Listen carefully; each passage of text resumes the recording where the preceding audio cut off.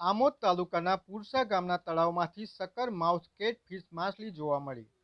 આમોદ તાલુકાના પુરસા ગામના તળાવમાંથી મચ્છી મારતા માછીની જાળમાં અમેરિકન પ્રજાતિની સકર માઉથ કેટફિશ જોવા મળતા લોકોમાં કુતૂહલ સર્જાયું હતું.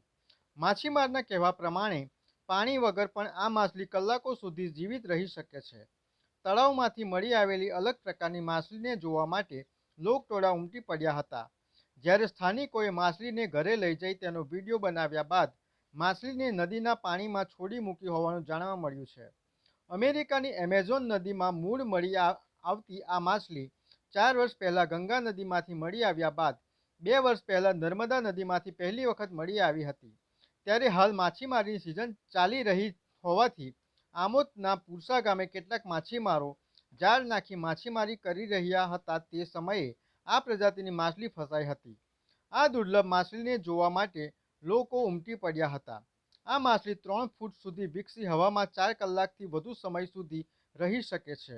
તેનો ખોરાક માછલીઓના ઈંડા અને જંતુઓ હોવાથી તેને અન્ય જીવસૃષ્ટિ માટે ઘાતક ગણવામાં આવે છે. VMP news, think positive.